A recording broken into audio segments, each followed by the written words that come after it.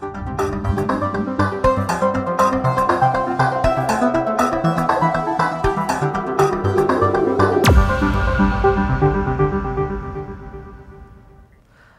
সঙ্গে অনুষ্ঠানে স্বাগত। আপনাদের সাথে আছি আমি মাহমুদ রাকিব। দেশের মেডিকেল কলেজ থেকে পাশ করা হাজার হাজার চিকিৎসকের ভবিষ্যৎ এখন অনিশ্চয়তায়। অভিযোগ আছে শীর্ষ পর্যায়ের সিদ্ধান্তহীনতায় দেশের মেডিকেল শিক্ষা ব্যবস্থা এখনও আন্তর্জাতিক স্বীকৃতি পাচ্ছে না। যদিও আশপাশের দেশ ভারত, চীন, পাকিস্তান, নেপাল ইতিমধ্যেই বিশ্ব স্বাস্থ্য সংস্থার ওয়ার্ল্ড ফেডারেশন ফর মেডিকেল এডুকেশনের অনুমতি পেয়েছে। প্রশ্ন হলো, সরকারের পাশাপাশি এত বেসরকারি মেডিকেল কলেজ খোলা হলেও কেন এখনও মানসম্মত শিক্ষা ব্যবস্থা গড়ে উঠল না বাংলাদেশে? কিংবা যারা বাংলাদেশের শিক্ষা ব্যবস্থায় লেখাপড়া করে চিকিৎসক হচ্ছেন তাদের জন্য কি আন্তর্জাতিক দরজা পুরোপুরি বন্ধ হয়ে যাচ্ছে? দর্শক, আপনার সঙ্গে আয়োজনে আমরা আজকে সব নিয়ে কথা বলবো। আমরা আলোচনার নাম দিয়েছি উদাসীন। আর এই কথা বলতে আমাদের সাথে আছেন Bangladesh college of physicians and surgeons BCPS এর সচিব অধ্যাপক আবুল বাশার মোহাম্মদ জামাল এবং আছেন চিকিৎসা বিজ্ঞানী ও গবেষক অধ্যাপক ডাক্তার শুভব্রত চৌধুরী। স্যার, আপনাদের দুজনকে স্বাগত স্টুডিওতে আমাদের আজকের আলোচনায়। স্যার, আমরা জি ধন্যবাদ। আমরা একদম শুরুতেই যেটি বলতে চাই, আমরা যে আজকে আলোচনার বিষয় ঠিক করেছি উদাসীন। এই যে যদি বলি, আপনারাও একসময় মেডিকেলের ছাত্র ছিলেন, নিশ্চয়ই শিক্ষকও ছিলেন, এখন রাষ্ট্রের প্রয়োজনেই, দেশের মানুষের প্রয়োজনেই নানান দায়িত্ব পালন করছেন।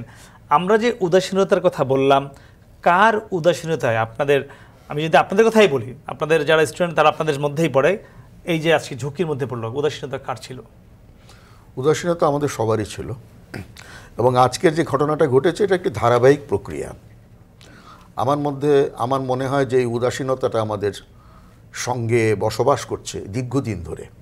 মানে আমরা দীর্ঘদিন ধরে উদাসীন, এবং এর একটা চরিত্রগত লক্ষণীয় বিষয় যে আমরা এইরকমভাবেই উদাসীন থাকি, এবং আমাদের প্রায়োরিটাইজেশন বা অগ্রাধিকার ভিত্তিতে কাজ করা এবং কর্তব্য এবং দায়িত্বের প্রতি দায়িত্ববোধ সেটা আমাদের কিন্তু নেই। যে জন্যে আমরা বুঝতে পারি না কি সমস্যা আমাদের সামনে সমুপস্থিত। 1, 2 নম্বর হচ্ছে, যখন সমস্যা কাঁধে এসে পড়ে, যখন দেখা যায় যে সমস্ত পৃথিবী আমাদের জন্য দুয়ার বন্ধ করে দিয়েছে, তখন আমাদের হুঁশ হয় যে এখন কিছু করা দরকার। এটা উদাসীনতার আরেকটি লক্ষণ, চিকিৎসা বিজ্ঞানে যেটা বলে সিমটম, যে আমরা উদাসীন থাকি এবং আমরা মনে করি যা হোক হবে, দেখি কি করে, এবং পরবর্তী পর্যায়ে যখন সময় আমাদের একেবারে ঘাড়ের উপরে আসে, তখন আমরা মনে করি যে না, এখন কিছু করা দরকার, এবং তখন এই সমস্ত জিনিসকে সামলানো খুব কঠিন হয়ে যায়। এবং এইরকম একটা পরিস্থিতির সম্মুখীন আমরা হয়েছি বলে আমার কাছে মনে হচ্ছে যে আমরা ঠিক প্রেক্ষাপট বুঝেছি, সব কিছু বুঝেছি, কিন্তু আমার কাছে একটি বিস্ময়কর প্রশ্ন এটাই নিজের কাছে আমি নিজে করছি, যে যেখানে পার্শ্ববর্তী দেশ ভারত, নেপাল, পাকিস্তান, ভুটান এরা এই ওয়ার্ল্ড ফেডারেশন অফ কাউন্সিলের অ্যাক্রিডিটেশন পেয়ে গেল, সেখানে আমাদের বসে থাকার কারণটা আমি খুঁজে পাচ্ছি না। এত বড় উদাসীনতা কেন? সিরিয়াস হচ্ছে না। হ্যাঁ, আমরা এখনো গুরুত্ব দিয়ে এটা বুঝছি না। 1, 2 নম্বর হচ্ছে, কেউ এটাকে খুব গুরুত্ব দিয়ে দেখছেন কি? আমার তো কাছে মনে হচ্ছে না। সবাই কি খুব গুরুত্ব দিয়ে এটাকে দেখছেন যে কত বড় বিপর্যয় ঘটে যাচ্ছে? আমরা এই আলোচনায় আসবো।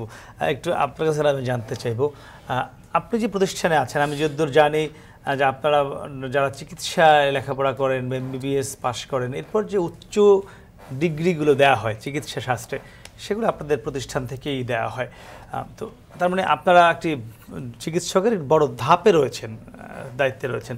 তো সেখান থেকে যদি বলি, উদাসীনতাটা কাদের? আজকে যে পুরো চিকিৎসার সঙ্গে যারা জড়িত, ছাত্র ছাত্রী, শিক্ষক যারা এই পেশায় নিয়োজিত রয়েছেন, কাদের উদাসীনতা হচ্ছে? আমরা এরপর মূল আলোচনায় আসবো। ধন্যবাদ। আমি যদি আমার প্রেক্ষাপট থেকে বলার চেষ্টা করি, অর্থাৎ আমি Bangladesh college of physician and সার্জনসের সচিব।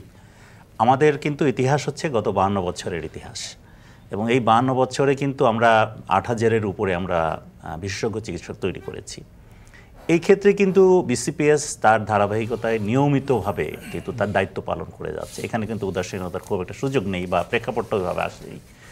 যেটা হয়েছে যে আপনি যদি খেয়াল করেন যে আমাদের যে Bangladesh college of physician surgeons, এই প্রতিষ্ঠান কিন্তু অত্যন্ত নিয়মতান্ত্রিক একটি প্রতিষ্ঠান, এবং বলা হয় যে বাংলাদেশের যে কোনো পোস্ট গ্রাজুয়েশন শিক্ষার ক্ষেত্রে সর্বোচ্চ মান রক্ষাকারী একটি প্রতিষ্ঠান, যার গ্রহণযোগ্যতা এখনও দেশ বিদেশে খুবই সমাদৃত। তো আমাদের প্রবলেম হচ্ছে যে আমাদের যারা শিক্ষার্থী, অর্থাৎ আপনি বললেন উচ্চশিক্ষার জন্য যারা শিক্ষার্থী, তারা কিন্তু আসলে এই মেডিকেল কলেজ থেকে পাশ করা চিকিৎসকরা, তারা চিকিৎসক। তো কাজেই একটা জিনিস হতো মানে মনে হতে পারে যে আমরা তো উচ্চশিক্ষার ব্যাপারটা দেখছি, কাজেই এমবিবিএস চিকিৎসকদের মান বা তাদের অবস্থান অথবা তাদের যে যোগ্যতা এগুলো হয়তো আমাদের ইয়ের ভিতরে আসছে না, যাচাইয়ের মধ্যে আসছে না, তা না। আমরা কিন্তু সবসময় এ ব্যাপারে অত্যন্ত সচেতন যে যারা উচ্চশিক্ষায় আসবেন তাদের যেই বেসটা, অর্থাৎ তাদের যে ভিত্তিটা তৈরি হয় কিন্তু মেডিকেল কলেজগুলো থেকে। নিশ্চয়ই। কাজেই আমরা সরাসরি মেডিকেল কলেজগুলোর দেখভালের দায়িত্বে কোনোভাবে না থাকলেও আমরা কামনা করি একটি উচ্চ মানসম্পন্ন চিকিৎসক যারা এমবিবিএস বা বিডিএস অর্জন করেছেন তারাই তো আমাদের এখানে পড়তে আসবেন। কাজে সেখানকার মানটা অবহেলা করা বা সেখানকার মানটা না দেখার কোনো সুযোগ আমাদের নেই। আমি যদি মানে বুঝতে আমি ভুল না করি, এই যে সংকট তৈরি হয়েছে বা এই যে চ্যালেঞ্জ তৈরি হলো, যদি আরও একদম সহজ বাংলায় বলি যে আন্তর্জাতিক দুয়ার বাংলাদেশের সব ক্ষেত্রে চিকিৎসকদের জন্য বন্ধ হয়ে যাচ্ছে, এটির বাইরে কিন্তু আপনাদের যারা শিক্ষার্থী তারাও নয়, অর্থাৎ যারা উচ্চশিক্ষা গ্রহণ করছে তারাও এর বাইরে কেউ নয়। আমি সেই জায়গা থেকে একটু জানতে চাই, আসলেই কি বাংলাদেশের সকল ক্ষেত্রের চিকিৎসক, শিক্ষার্থী যারা সেবায় নিয়োজিত রয়েছেন সবার জন্য কি আন্তর্জাতিক দরজা বন্ধ হয়ে যাচ্ছে? বিষয়টা আসলে কি? না, এটা আসলে ঠিক আমরা ওভাবে বলি না। যেমন ধরেন আমরা যদি বলি এবছরও আমি যদি জানি টাইমলাইনটা, ডেডলাইনটা হলো 30শে জুন আপনাদের সর্বশেষ তারিখ, এর মধ্যে যদি এই ফেডারেশনের সদস্য পদ অর্জন করতে হবে, না হলে বিশ্বের বিভিন্ন দেশে যে লেখাপড়া করতে যাওয়া, উচ্চ ডিগ্রি নেওয়া, যদি আপনারা যদি বলেন প্র্যাকটিস করতে যাওয়া, চাকরির ক্ষেত্রে কোনো কিছু বাংলাদেশের যে 127টি মেডিকেল কলেজ রয়েছে সরকারি বেসরকারি, এখান থেকে যারা ডিগ্রি অর্জন করেছে তারা বিশ্বের অন্য কোনো দেশে আর কোনো কিছুই করতে পারবেন না বলে আমরা গণমাধ্যমে জানতে পেরেছি। আজকে আমাদের একটি প্রতিবেদন তৈরি হয়েছে। আসলে কি এটাই কি না? আমরা একটা জিনিস বলি যে এটা হচ্ছে world federation for medical education একটা ডেডলাইন, তারা একটা কিন্তু তাদের যে নিজস্ব যে চিন্তাধারা সে থেকে একটা টাইম লাইন দিয়েছেন 30শে জুন 2024-এর ভিতরে অ্যাক্রেডিটেশন নিতে হবে। কিন্তু এই অ্যাক্রেডিটেশনটা কিন্তু চলমান প্রক্রিয়া, অর্থাৎ এরপরেও তাদের কাজকর্ম কিন্তু তারা করবেনই। বিভিন্ন দেশের মেডিকেল কলেজগুলোকে, কাউন্সিলকে তারা অ্যাক্রেডিটেড করবেন। তবে এটা একটা যেহেতু একটা ডেডলাইন, আমরা জানি না এটা আবার বৃদ্ধি করবেন কি না। কিন্তু একটা দেশের মেডিকেলের অ্যাক্রেডিটেশন দিয়ে দেওয়ার অর্থই কিন্তু সেটা সম্পূর্ণভাবে স্বীকৃত সারা জীবনের জন্য হয়ে গেল তা না। সাধারণত তাদের যে পলিসি, তারা 5 থেকে 10 বছর পর্যন্ত মেয়াদে তারা কিন্তু এই অ্যাক্রেডিটেশনটা দেয়। অর্থাৎ আমি যেমন আপনাকে উদাহরণ দিয়ে একটা বলি যে কানাডা কিন্তু গত মাসে তারা দ্বিতীয়বারের মতো অ্যাক্রেডিটেশন পেয়েছে। এর আগে তারা 5 বছর আগে তারা অ্যাক্রেডিটেশন পেয়েছিল, রিনিউ হয়েছে। তো কাজে এই যে এই প্রক্রিয়াটা চলমান, আগে এটা কোথাও ছিল না, এটা ঠিক। এটা চালু হয়েছে 2012 সালের পর থেকে। কাজে এখন সব দেশই তো চাবে নিশ্চয়ই, আর যেহেতু কিছুটা হলো প্রতিযোগিতার ব্যাপার আছে। আমি আবার এখানে আপনাকে থামাই, একটু আপনার কাছে বিস্তারিত জানি, দর্শক নিশ্চয়ই জানতে চাইবে। এই যে 12 সাল থেকে আজকে 24 সাল চলছে, এই যে 12 বছর গেল, তাহলে 12 বছর কি প্রয়োজন হয়নি? না, আমাদের তো ছাত্ররা বা চিকিৎসকরা বিদেশে উচ্চশিক্ষা নিচ্ছেন, চাকরিও করছেন। আমরা জানি অনেক দেশে আমাদের চিকিৎসকদের সুনাম আছে, আমরা গণমাধ্যমে দেখতে পাই। তারা কিভাবে এই 12 বছর ধরে করলো? আমরা যদি 2012 আগের কথা বাদ দিলাম, এই সর্বশেষ 12 বছর 12 বছরে তারা যে প্রক্রিয়াটা গ্রহণ করলেন বা তারা যে স্ট্যান্ডার্ডগুলো ডিক্লেয়ার করলেন, তারা তো স্ট্যান্ডার্ড ডিক্লেয়ার করে ওই দিনই বাস্তবায়নের কথা বলবেন না। তারা আসলে, আর আমি যদি এভাবে বলি যে তারা আমাদেরকে 12 বছর সময় দিয়েছিলেন যে এর ভিতরে যেন আমরা তাদের অ্যাক্রেডিটেশনের ক্রাইটেরিয়াগুলো ফুলফিল করি এবং তাদের মাধ্যমে, আবেদনের মাধ্যমে তাদের অ্যাক্রেডিটেশনগুলো আমরা গ্রহণ করি। যেটা ধরেন এখন পর্যন্ত 60 থেকে 70টা দেশ কিন্তু এই জিনিসটা গ্রহণ করেছে। কানাডা 5 বছর আগে নিয়েছিল। তাহলে মানে আমাদের প্রয়োজন হয়নি এখন, মানে আমাদের একদম শেষ পর্যায়ে আমরা সে ঠেকিনি, এখন ঠেকলাম না? ঠিকই না, এটা বললে আসলে তো এটা একটা প্রক্রিয়াগত ব্যাপার। এটা কিন্তু একদম নির্দিষ্ট দিন বা ক্ষণের কোনো ব্যাপার না। এই 12 বছর তারা সময় দিয়েছিলেন। এর ভিতরে যেই দেশগুলো এই 12 বছরে সক্রিয় ছিলেন তারা এত অলরেডি পেয়ে গেছেন। তো সেখানে হয়তো আমাদের একটু পিছিয়ে পড়েছে। বিষয়টা এরকম তো বলা যায়, যদি আমরা 30 জুনের মধ্যে এই তাদের যে মানদণ্ডটি, একটি মানদণ্ড দিয়েছেন নিশ্চয়ই, কিছু ক্রাইটেরিয়া দিয়েছেন, সেটি ফুলফিল না করি এবং তারা যদি টাইমটি আর এক্সটেনশন না করে, তাহলে আমাদের বাংলাদেশের চিকিৎসক, শিক্ষার্থী যারা রয়েছেন তাদের জন্য আন্তর্জাতিক দরজা বন্ধ হয়ে যাচ্ছে যদি আমরা এই দুটি না করি। এটি তো বলা যায়। না এটা আমরা ঠিক- এখানে কোনো ফাঁক রয়েছে? না, এখানে ফাঁক আমি একটু বলি যে এই যে এইভাবে বলে আমি আমার যারা শিক্ষার্থী যে স্টুডেন্ট, আমি মেডিকেল কলেজের শিক্ষক ছিলাম, তাদেরকে না, কিন্তু আমি এটা মনোভঙ্গের আপনার কারণ ক্ষেত্রেও- করতে আপনার চাই ক্ষেত্রেও না। প্রযোজ্য। তবে আপনার তবে ক্ষেত্রে তারা হবে। কিছুটা হলেও বিপদে পড়বে, এই ব্যাপারে সন্দেহ নেই। হয়তো এমন হতে পারে যে তারা এমন একটা দেশে ডাক্তারি করতে যাবে যেই দেশে আসলে অ্যাক্রেডিটেশনের ব্যাপারটাই নেই, হয়তো সেখানে করতে পারবে, কিংবা দেশের ভিতরে যদি ডাক্তারি করতে চায় সারা জীবন, সেটা হয়তো সে করতে পারবে। কিন্তু আমার কথা হচ্ছে যে তাদেরকে আমি ভীত সন্তুষ্ট করতে চাচ্ছি না এই জন্যই যে তারা তো আগামী দিনের চিকিৎসক, আমাদের আপনি তাদেরকে আশ্বস্ত করছেন, জি, এটি ভালো। স্যার একটু আপনার কাছে ফিরতে চাই। আমাদের আবুল বাশার মোহাম্মদ জামাল স্যার একটি কথা বলছিলেন যে আমাদের ইতিহাস 52 বছরের ইতিহাস, যেটি কিন্তু খুবই যৌক্তিক কথা, এবং এটি একটি কিন্তু দেশের জন্য একটা ইতিবাচক ব্যাপার। তো সেই যে 52 বছরের ইতিহাসের কথা তিনি বললেন, আমি যে তথ্য আমার কাছে রয়েছে আপনি ভালো জানবেন, আর বাংলাদেশে এই মুহূর্তে সরকারি বেসরকারি প্রায় 127টি মেডিকেল কলেজে রয়েছে, এবং প্রতি বছর 10 থেকে 12 হাজার মনে হয় ছাত্রছাত্রী লেখাপড়া করে এখান থেকে বের হয় চিকিৎসক হিসেবে, আমি যদি ভুল না করি। তো এই যে এত চিকিৎসক বের হচ্ছে, তারা দেশের চিকিৎসায় রয়েছে, কেউ বিদেশে যাচ্ছে, আবার এটিও রয়েছে অনেকে চিকিৎসক হয়ে অন্য পেশায় চলে যাচ্ছে, এমন নজিরও প্রতি বছরই আমরা দেখি, বিশেষ করে বিসিএস ক্যাডারে আমরা খুব অহরহ দেখি। মানে তার মানে অনেকে এদিকে থাকার আগ্রহ বোধ করছেন না। সব মিলিয়ে আসলে তাহলে এই যে 52 বছরের ইতিহাস, এই যে 127টি মেডিকেল কলেজ, এই যে 12,000 শিক্ষার্থী বের হচ্ছে, মানে আমরা এখনও কেন একটি মানদণ্ড তৈরি করতে পারলাম না যেটি কিনা আন্তর্জাতিক মানের? সমস্যাটি কোথায়? এখন কথা হচ্ছে এখানে তো বলতে হয় এটা যে যখন আমি নিজে ডাক্তার হই, আমি কথাটা এইভাবে বলি, জি, তখন কি আপনি একটু সরকারি মেডিকেল কলেজের প্রিন্সিপালের দায়িত্ব পালন করেছেন দীর্ঘদিন, আমি যখন দায় কিন্তু আপনাদের দিকেও আছে। হ্যাঁ, আমি তো দায় অস্বীকার করছি না। আমি বলছি আমি যখন ডাক্তার হই পাকিস্তান আমলে, তখন আমি একটা চাকরির জন্য এবং প্লেসমেন্টের জন্য বিলেতে একটা চিঠি লিখেছি। জি, 14 দিনের মধ্যে আমার অ্যাপয়েন্টমেন্ট লেটার এসছে। এর মানেটা কি? মানে পৃথিবীব্যাপী আমাদের ডিগ্রির মানদণ্ডটা ছিল স্বীকৃত, ছিল না স্বীকৃত ছিল, উন্মুক্ত না, স্বীকৃত ছিল। বিলেতে চিঠি দিয়েছি 14 দিনে, আমার চিঠির উপরে আমার লেটার চলে আসছে অ্যাপয়েন্টমেন্টের, কিচ্ছু করতে হয়নি আমাকে, আমি কিছুই পাঠাইনি। সেই মানদণ্ড থেকে আমরা নেমে নেমে এমন একটি পরিস্থিতিতে আসলাম যেখানে আজকে আমরা মুখোমুখি হচ্ছি নিজেকে পরীক্ষা দেওয়ার মতো, মানে আমি নিজে সঠিক কিনা সেটা পরীক্ষার মুখোমুখি আমি হয়েছি। কিন্তু আমার মানদণ্ডটা অনেকের চেয়ে উঁচুতে ছিল এক সময়, পরবর্তী পর্যায়ে অনেক দিন ছিল।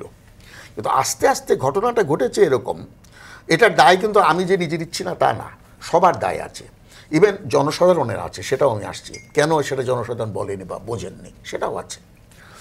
দায় সিভিল সোসাইটির আছে, দায় যেমন সরকারের আছে, সবার আছে দায়। কেউ কিন্তু মুক্ত হতে পারবেন না, দায় কেউ এড়াতে পারবেন না, কেউ সমালোচকের ভঙ্গিতে আসতে পারবেন না যে আমার কোনো দায় নেই, তা বলবেন না সবার। এখন কথা হচ্ছে সেটিও যেমন সঠিক, আবার আমি যদি একটু ইন্টারাপ্ট করি, আমরা উন্নত বিশ্বের কথা বলি, তারা নিয়ম মানে, তারা কোনো অনিয়ম করে না, এখানে কিন্তু আমি আপনাকে একটু যুক্ত করে দিতে চাই যে মানুষ কিন্তু নিয়ম নিজে থেকে মানে না, তাকে আইন করে নিয়ম মানাতে কিন্তু বাধ্য করতে হয়।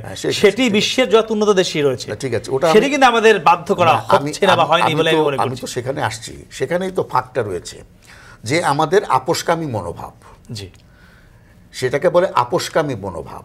যেমন ধরুন আপনি মেডিকেল কলেজ করছি, এটা একটা পলিটিক্যাল ডিসিশন, ঠিক আছে, রাজনৈতিক সিদ্ধান্ত হতেই পারে মেডিকেল কলেজ করা, দেশের স্বার্থে সেটা হ্যাঁ না হতে দেশের স্বার্থে হচ্ছে। কিন্তু আপনি মান দুটো জিনিসের সম্পূর্ণভাবে রক্ষা করা নৈতিকভাবে প্রয়োজন। একটি হচ্ছে শিক্ষা, একটি হচ্ছে স্বাস্থ্য, কারণ এখানে মানুষের জীবন জড়িত, প্রাণ জড়িত। এটাকে আমি অবহেলা করতে পারেন না, কারণ স্বাস্থ্য যদি আপনার মানসম্মত না হয়, মেডিকেল কলেজ থেকে যদি ডাক্তার মানসম্মত বের না হয়, সেখানে মানুষের জীবন সংকটে পড়ে। সেখানে আন্তর্জাতিক স্বীকৃতি থেকে এটা বেশি গুরুত্বপূর্ণ যে মানুষের জীবন সংকটে পড়ে যদি আমি মানসম্মত ডাক্তার তৈরি না করি। সেখানে কি হয়েছে, একটার পরে একটা মেডিকেল কলেজ তৈরি হয়েছে, সরকারি যেরকম হয়েছে, এখনো হচ্ছে, এবং সেখানে মান রক্ষার যে বিষয়টি, সেখানের মধ্যে নিশ্চয়ই একটা আপোষকামিতা ছিল। আপোষকামিতা এই অর্থে ছিল যে যারা একটি অবকাঠামো তৈরি করেছেন সে তাদেরটা মানসম্মত ছিল না, তখন তারা সরকারের কাছে বা কর্তৃপক্ষের কাছে বলেছেন যে আমরা এটা করে দেবো, 6 মাস আপনাদেরকে একটু দেখুন। 6 মাস পরে হয়নি, আবার দেখুন, এরপরেও হয়নি। কিন্তু এদেরকে পরবর্তী পর্যায়ে রিকগনাইজ করা যায়নি। কারণটা কি? কারণ এখানে ইতিমধ্যে 150 জন ছাত্র ভর্তি হয়ে গেছে। আপনি কি করবেন এখন? ওদের জীবন ভবিষ্যৎ। এখন ওরা এসে বলল আমাদের জীবনের কি হবে?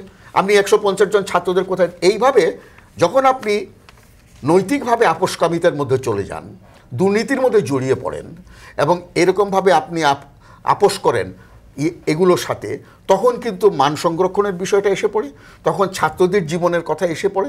এইভাবেই ধারাবাহিকভাবে কিন্তু ঘটনাটা ঘটে আসছে। এখন আজকের সরকার বা আজকের সময়ের সাথে কিন্তু এটাকে বলা যাবে না যে ওরা দায়ী, বলতে হবে ধারাবাহিকভাবে দীর্ঘদিন ধরে এই প্রক্রিয়াতে চলেছে, চলমান প্রক্রিয়া, মানে এই আপোষকামিতার।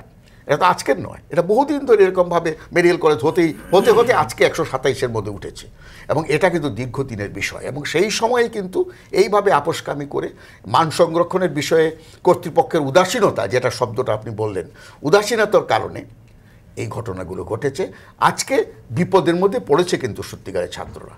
সেই অবশ্য কথাটা উনি বলেছেন, আসলে আমিও আমার ছাত্রদেরকে, যে আমিও একজন সরকার মাস্টার, তো বেসিক্যালি আমি একজন শিক্ষক, তারপরে ডাক্তার, আমি আমার ছাত্রদেরকে নিরাশ করি না। আমি বলি হ্যাঁ ঠিক আছে, এবং আমি আশাবাদী যে এই জিনিসটা ঠিক হবে। সরকার যে উদ্যোগী ভূমিকা নেননি তা নয়, সরকার অ্যাক্রিডিটেশন কাউন্সিল করেছেন, কিন্তু এই অ্যাক্রিডিটেশন কাউন্সিলটা আরও আগে করা উচিত ছিল। যারা দায়িত্ব, আজকের দিন থেকে বলে আমাদের হাতে সময় আছে আর 40 দিন মতো, হ্যাঁ এর মধ্যে যা করা করতে হবে, এর মধ্যে যা করে না, কিভাবে তারা করবেন সেটা তাদের ব্যাপার, এটা তো আমি জানি না। কিন্তু সরকার একটা পদক্ষেপ নিয়েছেন, তারা একটা অ্যাক্রিডিটেশন কাউন্সিল করেছেন, সদস্য নির্বাচিত করেছেন। এখন তাদের দায়িত্ব হবে এটাকে করা। এবং আমাদের যে নতুন প্রজন্ম, আমাদের যারা ডাক্তার হবে এবং ডাক্তার হয়েছে ইতিমধ্যে, আমি যেন অবসরে আমার আর দরকার নেই, যারা হয়েছে, যাদের দরকার, তাদের জন্য একটু উন্মুক্ত বিশ্ব করার জন্য তাগিদ কিন্তু রয়েছে। আপনাকে আবার ফিরবো একটু স্যার, আপনার কাছে জানতে চাই, আপনি যেহেতু একটি মানে প্রতিষ্ঠানের সঙ্গে রয়েছেন, নিশ্চয়ই জেনেও থাকবেন আপনি, এই যে বলা হচ্ছে যে একটা অ্যাক্রিডিটেশনের ব্যাপার, যেটি আপনার ওয়ার্ল্ড হু, যেটি বিশ্ব স্বাস্থ্য সংস্থার অধীনে দেওয়া হচ্ছে, এই যে অ্যাক্রিডিটেশনটা দিবে, কি কি শর্ত রয়েছে এবং এটি যে প্রক্রিয়াটা নেওয়ার জন্য, নিশ্চয়ই আপনারা বলছিলেন যে পার্শ্ববর্তী, আমরা বলছিলাম পার্শ্ববর্তী দেশ আমাদের প্রায় সবাই এইটি পেয়েছে, মানে কি কি শর্ত রয়েছে এবং প্রক্রিয়াটি কি, এটি কিন্তু মানুষ জানতে চায় বা আমরাও জানতে চাই। একটা আপনাদের সে উত্তর জানবো। তবে দর্শক, তার কাছে ছোট একটি বিরতি, ফিরছে একটু পরে, সঙ্গেই থাকুন।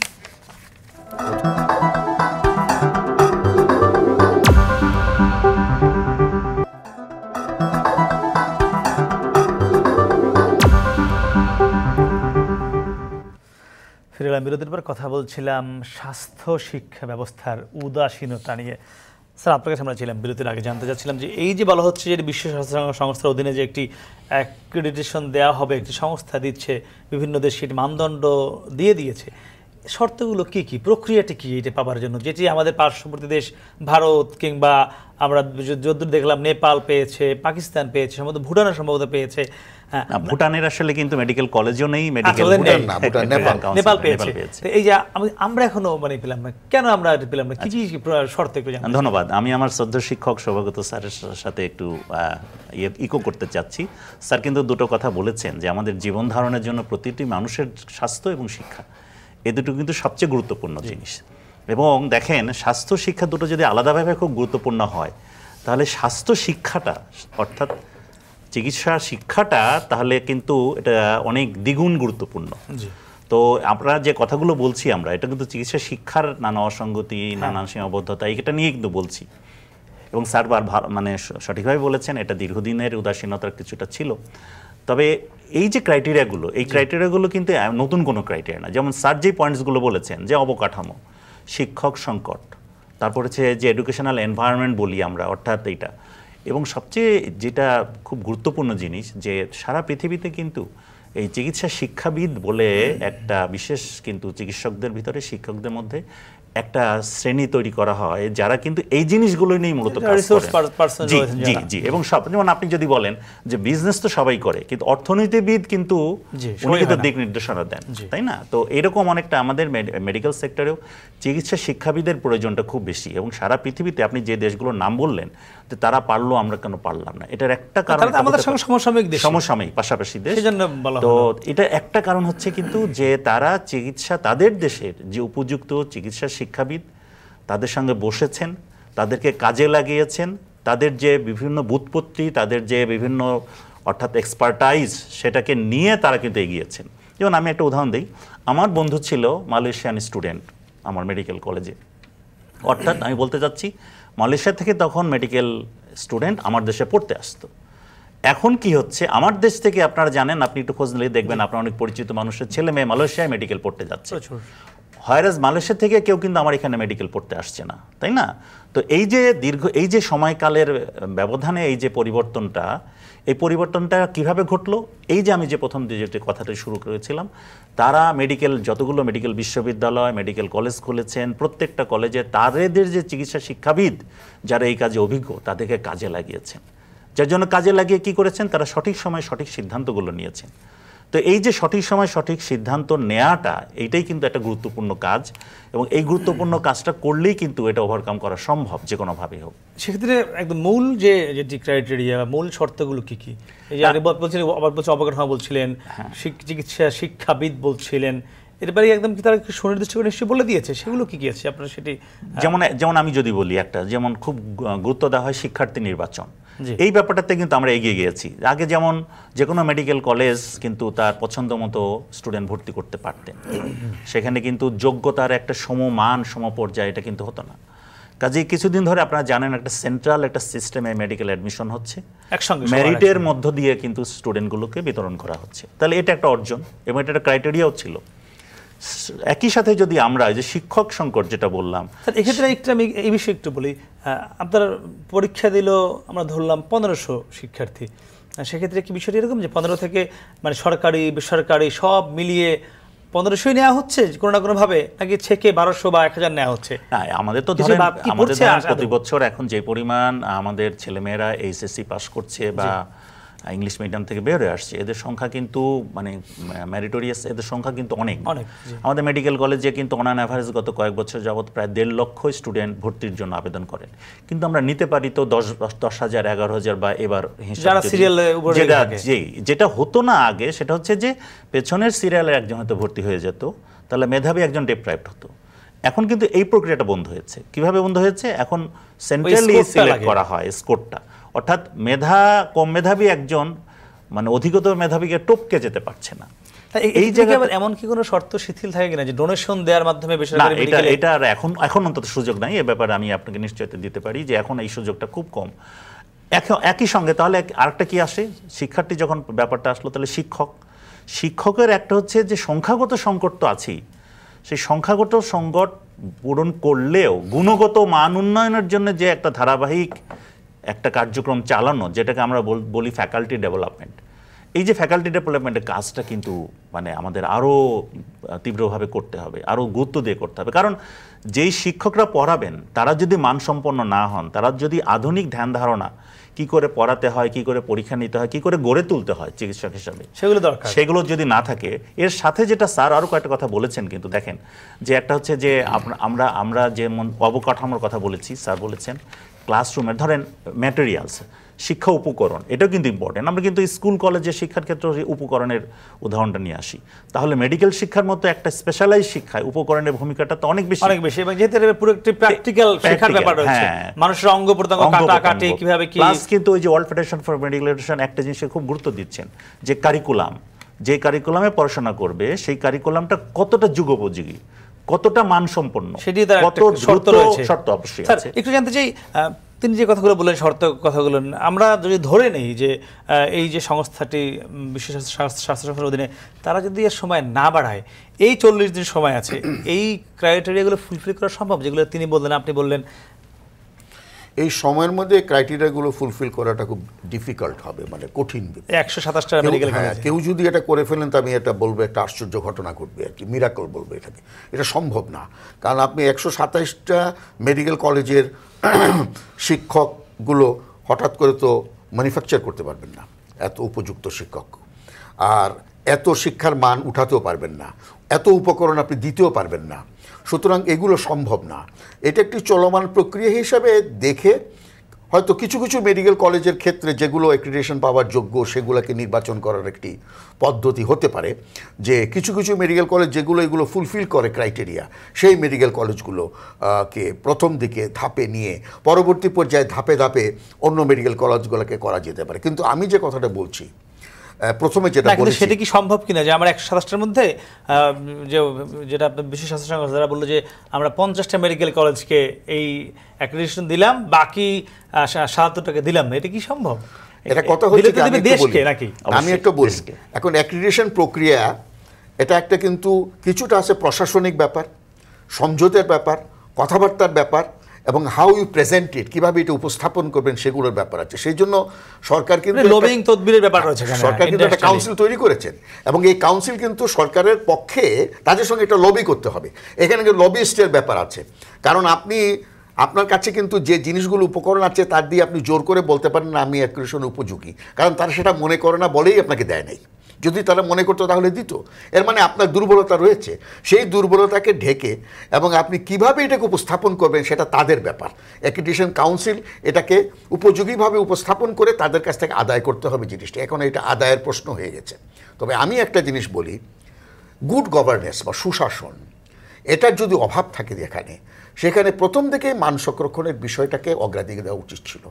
যেখানে জীবন মরণের প্রশ্ন জড়িত, সেই মেডিকেল কলেজ থেকে দক্ষ চিকিৎসক বেরু হবে না, উপযুক্ত শিক্ষক থাকবে না, এইটা হতে পারে না। এটা অ্যাক্রিডিটেশনের ব্যাপার না, এটা সাধারণভাবে এটা হওয়া উচিত না। এবং পশ্চিমা দেশ যেগুলোতে মেডিকেল কলেজ ক্লোজ করে দেয়, বন্ধ করে দেয়, যেগুলোর মান সংরক্ষণ, এখানে কোনো আপোষকামিতা নেই, এবং মানুষের জীবনের প্রশ্নে আপোষকামিতার কোনো প্রশ্ন উঠতে পারে না। আমরা আন্তর্জাতিক অ্যাক্রিডিটেশনের জন্য আজকে এটা কথা বলছি, আমরা কেন আগে এটা বললাম না? আরও আগে বলা উচিত ছিল। মানুষের জীবনের দিকে বিবেচনা করে, মানুষের জীবন বিবেচনা করে, এটা তো পরের ব্যাপার। এখন যদি মনে করি এই ডাক্তার এই দেশেই শুধু সেবা দিবে, তাও কি সেটা সঠিক হবে? আমি মনে করি আন্তর্জাতিকভাবে যাবে না, এই দেশের জন্য কি এই ডাক্তারগুলো সঠিক হবে? এখন এইগুলো প্রশ্ন এসে যায়, কিন্তু বিদেশি ডিগ্রি প্রয়োজন আছে। আরেকটা জিনিস আমি এখানে একটু যোগ করতে চাই আর কি, সেও বলেছে, আপনি আন্তর্জাতিকভাবে যদি চিকিৎসা বিজ্ঞানকে যুক্ত না করেন, উনি বলেছেন ডাক্তারের সাথে চাকরি, ডাক্তারের শিক্ষা দীক্ষা সেগুলো ছাড়াও আন্তর্জাতিকরণ কিন্তু বর্তমান যুগে প্রয়োজন। মেডিকেল শিক্ষায় প্রযুক্তির যে উন্নতি হয়েছে সেগুলো সম্বন্ধে আপনি অবহিত হবেন কি করে? বিদেশে না গেলে আপনি কি ঘরে বসে হতে পারবেন? এটা কি ইন্টারনেটে সম্ভব? এটা হাতে কলমের কাজ। হাতে কলমের ওখানের মধ্যে না গিয়ে, না প্রশিক্ষণ নিয়ে, না শিখে, না কাজ করে আপনি কি করে প্রগতি সম্পন্ন একটি জাতি হতে পারবেন? আপনি কি করে অগ্রসর প্রযুক্তিকে প্রয়োগ করতে পারবেন আপনার জনসাধারণের মধ্যে? কি করে পারবেন? সম্ভব না। সুতরাং বিভিন্ন কারণে আসলে এটা জনসাধারণের বোঝা উচিত যে আমাদের অ্যাক্রিডিটেশন কেন প্রয়োজন। আমাদের শুধু মেডিকেল কলেজ না, হাসপাতালের অ্যাক্রিডিটেশন দরকার, ল্যাবরেটরি অ্যাক্রিডিটেশন দরকার, এটা কিন্তু আন্তর্জাতিক স্বীকৃতি সবগুলোর দরকার, অবশ্যই দরকার। এবং সেটা নিশ্চয়ই রাষ্ট্র সেই অ্যাক্রিডিটেশন আদায় করতে হবে, নিয়ম কারণ সব মেনে। একটু আপনার কাছে ফিরতে চাই, এই যে অবস্থাটা আপনারা দুজনে এতক্ষণ ব্যাখ্যা করলেন, তাতে কিন্তু আমরা একটি বিষয় স্পষ্ট, আপনারা যতই আশ্বস্ত করেন আপনাদের শিক্ষার্থীদের যে একটি কিন্তু সংকটের দিকেই এগোচ্ছে শিক্ষা ব্যবস্থা খাত, বা যারা চিকিৎসা পেশায় রয়েছেন তাদের কিছুটা হলেও আন্তর্জাতিক দরজা বন্ধ হবার উপক্রম তৈরি হয়েছে, যদিই না বড় ধরনের কোনো লবিস্ট বা সিদ্ধান্ত বা চেষ্টা করা না হয়। সেক্ষেত্রে যদি এটি এভাবে হয়েই থাকে, তাহলে একদিকে যেমন আমাদের এখন অন্যান্য দেশ থেকেও এখনও কিন্তু কিছু আমরা দেখি ছেলেমেয়ে বাংলাদেশে পড়তে আসে, আমরা কাশ্মীর থেকে দেখি অনেক ছাত্রী আসে, বা আমার পার্শ্ববর্তী দেশ অন্যান্য নেপাল থেকে আসে, আমরা যেমন বলি ভুটানের বর্তমান যিনি প্রধানমন্ত্রী তিনি ময়মনসিংহ মেডিকেলের স্টুডেন্ট ছিলেন। এরকম আমাদের কিন্তু কিছু গৌরবের জায়গা আছে বা ছিল। তো সেক্ষেত্রে একদিকে যেমন বিদেশি ছাত্রদের আশা বন্ধ হয়ে যাবে কিনা, আবার বাংলাদেশে আমাদের যারা ছেলেমেয়েরা আছে, আমাদের ভাই বোন রয়েছে, তারা আবার বিদেশমুখী বাড়বে কিনা লেখাপড়া করতে গিয়ে, MBBS ক্ষেত্রেই মানে বাংলাদেশের এটিও একটি সংকট তৈরি হবে কিনা, আপনি সে উত্তর দিবেন। তবে দর্শক তাকে আবার নিতে ছোট্ট একটি বিরতি, ফিরছি একটু পরেই, সঙ্গেই থাকবেন।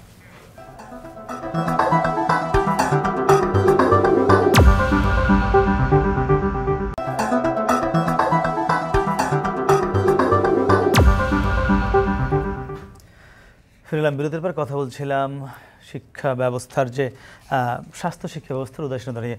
স্যার আপনার কাছে আমরা ছিলাম বিরতির আগে, আমরা যদি বলছিলাম যদি এটি আমরা বন্ধ করতে না পারি, এই যে নিষেধাজ্ঞাটি আসছে স্বাস্থ্য শিক্ষা ব্যবস্থায় অ্যাক্রেডিটেশনের অভাবে, তাহলে আমাদের দেশ থেকে যারা MBBS পড়বেন তাদের বিদেশ যাওয়ার প্রবণতা বাড়বে কিনা, যারা বাইরে থেকে আসতো, এবং এক্ষেত্রে দেশের একটি বড় রাজস্ব নিশ্চয়ই আদায় হতো, আমি বাংলাদেশের অর্জন ছিল অর্থনৈতিকভাবেও, সেটিও কমে যাবে কিনা, সব মিলে আমরা একটা মানে এদিক থেকেও লোকসানে পড়বো কিনা।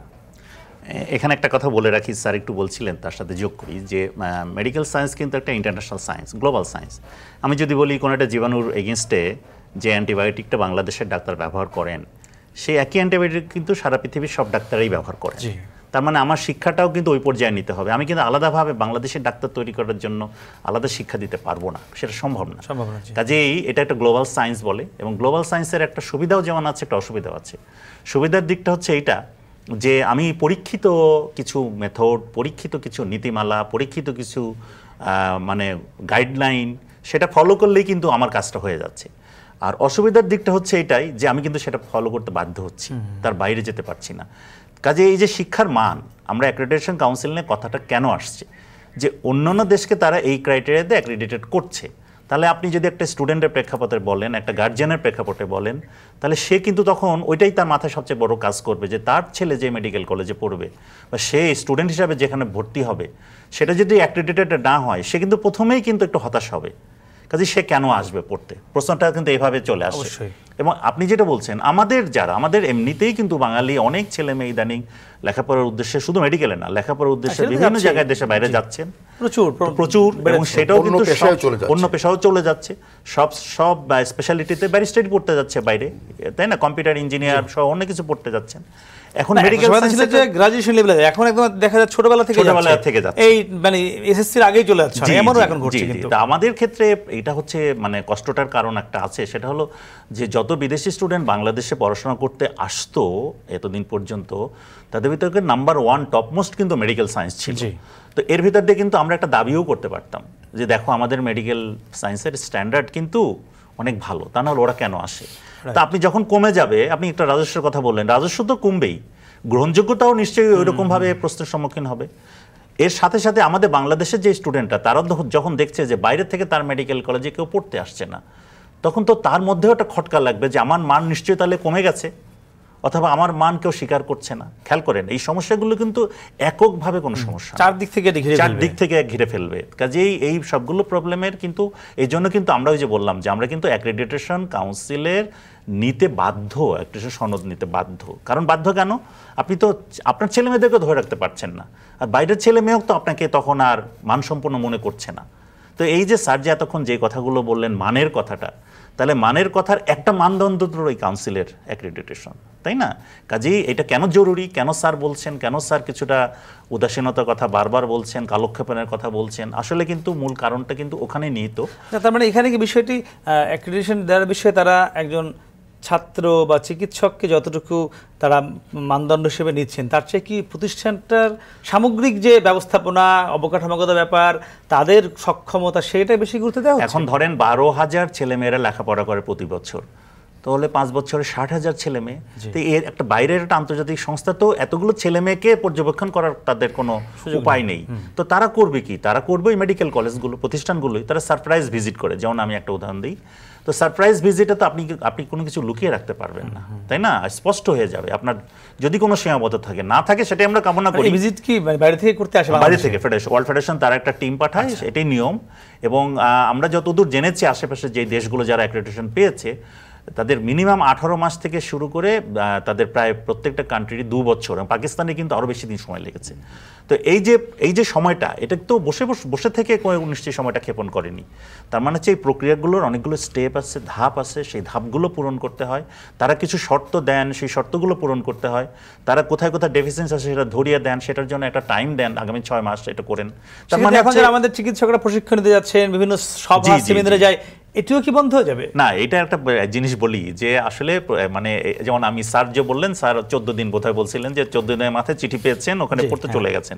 ব্যাপারটা কিভাবে ঘটেছে? তার মানে ওই যে প্রতিষ্ঠান চিঠি দিয়েছে স্যারকে, সে কিন্তু স্যারকে না দেখে এটা করেছে। কেন করেছে?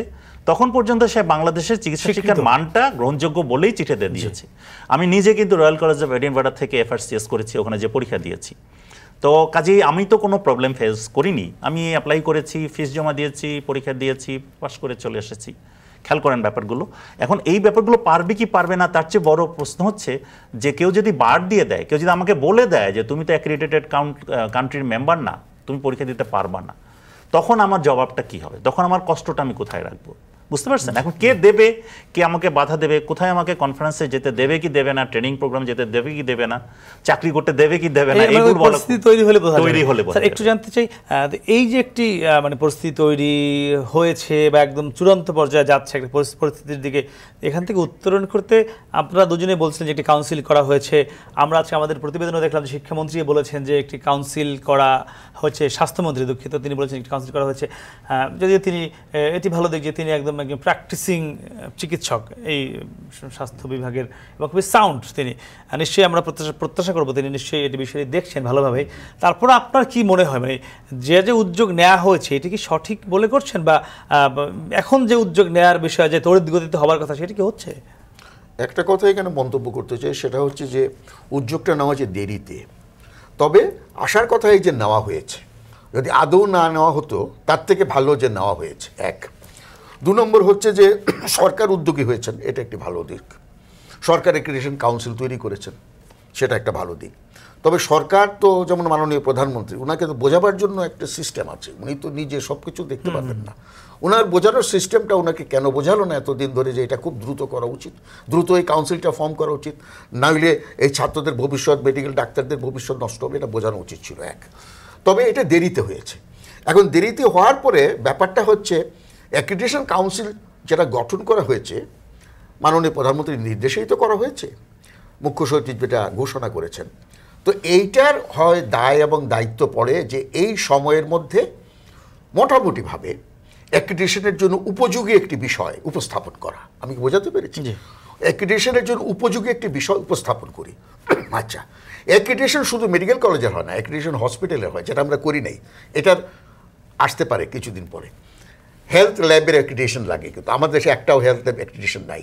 আমাদের কোনো টেস্টের কিন্তু আন্তর্জাতিক গ্রহণযোগ্যতা নাই, সেটা সব দেশের।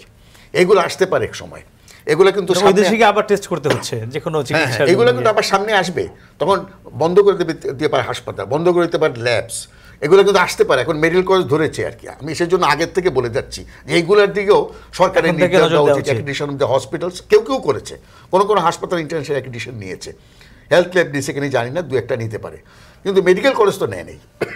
এবং এখানে সরকারি আছে বেসরকারি দুটোই আছে, কিন্তু একটা না।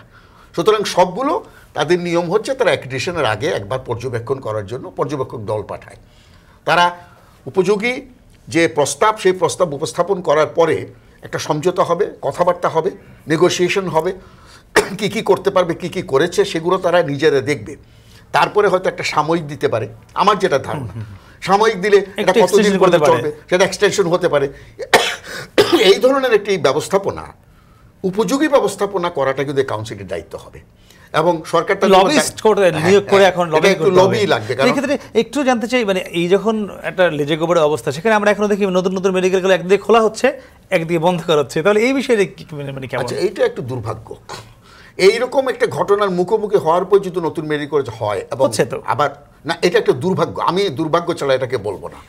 যেটা করা বন্ধ হচ্ছে আমরা এটাও দেখছি। আচ্ছা, যেটা করা হচ্ছে উচিত ছিল, হ্যাঁ বন্ধ হয়েছে 2-3টা, করা উচিত ছিল কি জানেন? আপনি ছাত্রদের এবং জনসাধারণকে এবং অভিভাবকদের দোষ দিতে পারবেন না। কারণ আপনি যখন একটা মেডিকেল কলেজের অনুমোদন দিলেন, আপনি কি লিখে দিয়েছেন যে 6 মাস পরে সে ঠিক করবে? ওটা কি জনগণ জানে? জনগণ তো কিছুই জানে না। তাদেরকে জনগণকে বলে দিয়েছে যে এটা রেকগনাইজ করে দিয়েছে, সরকার বিবেচনা করছে, হয়ে যাবে, ছাত্র ভর্তি হয়ে গেছে। এখন তারপরে সে করলো না, আবার এক্সামিনেশন হলো, আবার পর্যবেক্ষণ করা হলো, তখনও সে করলো না।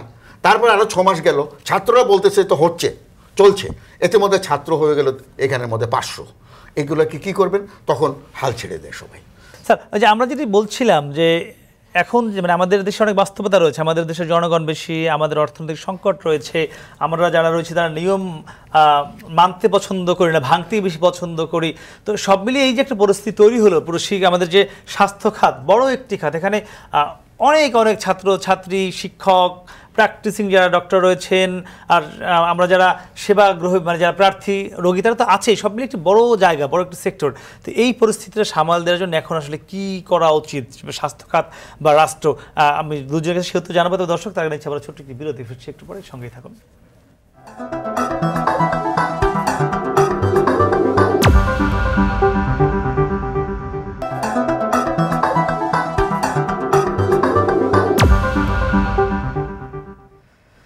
ফিরলাম বিরতির পর কথা বলছিলাম স্বাস্থ্য শিক্ষা খাতের যে উদাসীনতা তা নিয়ে। স্যার, মানে এই যে একটি সংকট তৈরি হয়েছে, এটা কিন্তু নিশ্চয়ই একদিনে তৈরি হয়নি। বাংলাদেশের জন্ম হয়েছে, তাও আজকে আমরা প্রায় 53-54 বছর মতো আমরা পার করছি। একসময় আপনারাই বলছিলেন বা আপনারাও এদেশেই লেখাপড়া করেছেন, শিক্ষার যে ব্যবস্থা ছিল আমাদের স্বাস্থ্য খাতের শিক্ষা নিশ্চয়ই খুব ভালো মানের ছিল। আপনারা বলছিলেন যে একসময় বিদেশ থেকে অনেক ছাত্রছাত্রী আসতে দেশে পড়তে, সেটি ধীরে ধীরে এখন কমছে। তার মানে এটি একদিনে হয়নি, দীর্ঘদিন ধরে হয়েছে। যদি একদম দুজনের কাছে একটু আমি 30 সেকেন্ড করে জানতে চাই, আপনার মাধ্যমে যদি ফার্স্ট শুরু করতে চাই ছোট্ট করে, এর জন্য মূল দায়ী কারা? দায়ীর চেয়ে একটা জিনিস আমি একটু বলে নেই, সেটা হচ্ছে যে স্যার বারবার কিন্তু মানহীন মেডিকেল কলেজে মানহীন চিকিৎসক তৈরির কথাটা বলছিলেন। আন্তর্জাতিকভাবে স্বীকৃত একটা আছে, নিয়ম আছে, সেটা হচ্ছে যে চিকিৎসকরা কিন্তু MBBS ডিগ্রিধারী, অর্থাৎ তারা একটা ব্যাচেলর ডিগ্রি অর্জন করেন, কিন্তু তখনও কিন্তু চিকিৎসক বলা যাবে না তাকে। কখন বলা যাবে? যখন তাকে Bangladesh medical and dental council, বিভিন্ন দেশে এরকম কাউন্সিল আছে, কাউন্সিল তাকে চিকিৎসক হিসাবে স্বীকৃতি না দিচ্ছে। তো অন্যান্য দেশের যেটা নিয়ম, সেটা হচ্ছে যে তার একটা পরীক্ষার মধ্যে দিয়ে, যেটাকে আমরা বলি লাইসেন্সিং এক্সাম, সেই লাইসেন্সিং এক্সাম দিলে সব গ্র্যাজুয়েটই কিন্তু লাইসেন্সিং এক্সাম পাস করে না।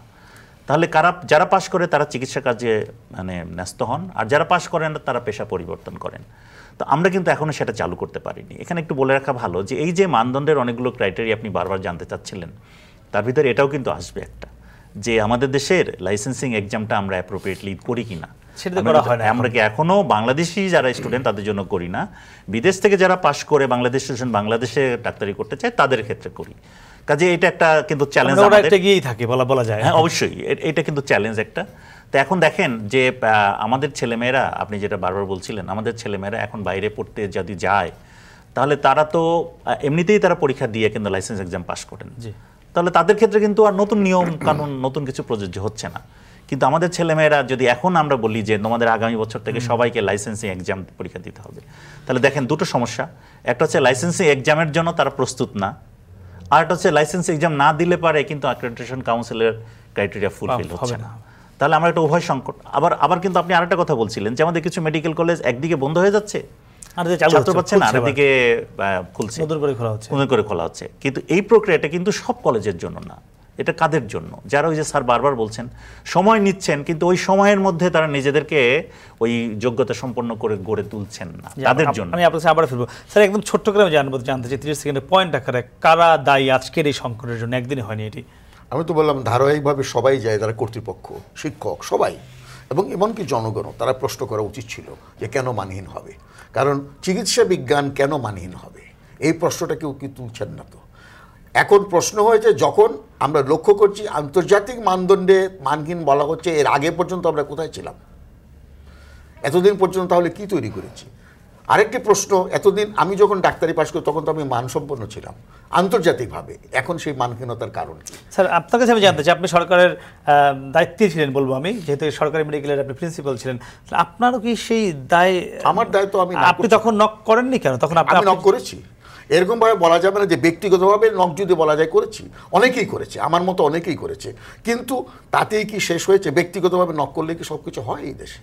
অনেকগুলো ব্যক্তি কিন্তু সম্মিলিত নক হয়, সেই নিশ্চয়ই যদি আপনি সবাই যদি ব্যক্তিগতভাবে আমার মতো অনেকেই করেছেন, এবং ব্যক্তি অনেকেই করলে কি হবে? স্যার, আপনি কি প্রতিষ্ঠানের দায়িত্বে রয়েছেন একদম, আমরা যদি যে কোনো প্রতিষ্ঠানের মহাসচিব, সচিব কিংবা সাধারণ সম্পাদক, তারাই ওই প্রতিষ্ঠান চালায়, আপনারা কি মানে দায়, আপনি আপনার জায়গা থেকে একটি উচ্চ মানে ডিগ্রিধারীদেরকে সার্টিফিকেট আপনারা দিচ্ছেন, যে মানুষ মানে একটি ডাক্তার দেখাতে গেলে দেখে সে FCPS কিনা, সে ওই সাইনবোর্ডটি দেখে, সেই সার্টিফিকেটটা আপনারা দিচ্ছেন, আপনারা সেই দায়টি মানে এড়াবেন? আমি তো প্রতিষ্ঠান, তো আমাদের প্রতিষ্ঠানটা এরকম যে Bangladesh college of physician surgeon, এটা কিন্তু একটা জয়েন্ট কাউন্সিল, 20 জনের সম্মিলিত সিদ্ধান্তের মধ্যে দিয়ে পরিচালিত হয়। কাজেই অন্য প্রতিষ্ঠানের মতো আমি সচিব জন্যই বা একজন সভাপতির জন্যই সে এটার দায়ী বা না। জি, তো অবশ্যই অংশ, অবশ্যই সেভাবে আমরা সবসময় চেষ্টা করছি, কন্টিনিউয়াসলি আপলিফমেন্ট করার চেষ্টা করছি, মান উন্নয়ন করার চেষ্টা করছি, কিন্তু এই দায়টা কিন্তু আসছে মূলত গ্র্যাজুয়েট চিকিৎসকদের ক্ষেত্রেই মূলত প্রশ্নটা আসছে। তো এখন একটা জিনিস খেয়াল করে দেখেন, এই যে আমাদের যে ছেলেমেয়েগুলো চিকিৎসক হচ্ছে, এই ছেলেমেয়েগুলো কিন্তু আমাদেরই তো সন্তান, জি আমাদের দেশের থেকে আমাদেরই সন্তান, আমাদেরই চিকিৎসা, আমাদের চিকিৎসাই করবে, আমাদেরই চিকিৎসা করবে। কাজে তাদেরকে কিন্তু আমরা ফেলে দিতে পারবো না। আবার তারা যাদেরকে চিকিৎসা করছে রোগী, এরা তো আপনার ভাই বোন মা বাবা আমাদেরই তো, এরাও কিন্তু বাইরের কেউ না। আগে যদি আমি বহির্বিশ্বের কথাটা বাদ দিয়ে রাখি, তাহলে কিন্তু আমার নিজের একটা দায়বদ্ধতার জায়গা কিন্তু এখানেই, যে আমি কি জাস্টিস করছি কিনা, অর্থাৎ আমি যে চিকিৎসক তৈরি করছি সেখানে জাস্টিস করছি কিনা, আমি যে প্রক্রিয়ার ভিতর দিয়ে গিয়েছি সেটা জাস্টিস করছি কিনা, অথবা আমি চিকিৎসক হিসাবে আমার চিকিৎসকের দায়িত্ব পালন করছি কিনা। এখন কেউই করে নাই এই কথাটা আমি বলবো না। আচ্ছা, এখন তাহলে কি করেন? আপনি একদিকে চিকিৎসক, একদিকে দায়িত্বে রয়েছেন, একদিকে আপনি ছাত্র ছিলেন, কি করণীয় বলে মনে করছেন? আমরা পয়েন্টটা জানতে চাই। করণীয় হচ্ছে যে আমরা যেটা অ্যাক্রেডিটেশন কাউন্সিল স্যার বলেছেন, এই অ্যাক্রেডিটেশন কাউন্সিল অতি দ্রুত, কোনো কালক্ষেপে না করে যত দ্রুততার সাথে কাজটি সম্পন্ন করতে পারেন, স্যারের সাথে আমি একদম একমত। ওনারা যদি আগামী 40 দিনের ভিতরে এটা করে দিতে পারেন, তাহলে হচ্ছে আমাদের জন্য সোনায় সোহাগা বলবো। সর্বা হিসাবে তাদেরকে পুরো জাতি নিশ্চয়ই একদিন শ্রদ্ধা করবেন। আর তাও যদি না করতে পারেন, যত দ্রুত সম্ভব যদি তারা এটা করতে পারেন, এটা হলো প্রথম কাজ আর কি। দ্বিতীয় কাজ হচ্ছে, দেখেন এটা তো একটা ক্রাইটেরিয়া অ্যাক্রেডিটেশন নেওয়ার, স্যার কিন্তু মূল জায়গাটাই বলেছেন, মানুষের চিকিৎসা। আপনি কিন্তু ভালো চিকিৎসক হতে গেলে আপনাকে আসলে ভালো চিকিৎসক তৈরি করতে হবে। তো ওই জায়গাটা কিন্তু কন্টিনিউয়াস প্রসেস, জীবনের ব্যাপারে। হ্যাঁ, জীবনের ব্যাপার। স্যার, একদম আপনার কাছে শেষ প্রশ্ন, যদি আমি আপনার কাছে জানতে চাই, আপনি বলছিলেন যে স্যার বলছিলেন যে চিকিৎসা শিক্ষাবিদ, আপনি সেই চিকিৎসা শিক্ষাবিদ, আপনি সেই রিসোর্স পারসন, একদম এক বাক্যে বলতে চাই, বলবেন যে এখন কি করণীয় রাষ্ট্রের? করণীয়, এটা একটু রাষ্ট্রেরও দায় পড়েছে। রাষ্ট্রের দায় অবশ্য একটা পালন করা হয়েছে, তারা অ্যাক্রেডিটেশন কাউন্সিল তৈরি করেছেন। অ্যাক্রেডিটেশন কাউন্সিলের দায় দায়িত্ব এখন পড়েছে বর্তমান পরিস্থিতিতে। এখন তার ধারাবাহিকভাবে চিন্তা করে লাভ নাই। আমাদের সামনে যে বিপদটা আছে সেটাকে মোকাবেলা করার জন্য তাদেরকে একটা প্রস্তুতি পত্র তৈরি করতে হবে।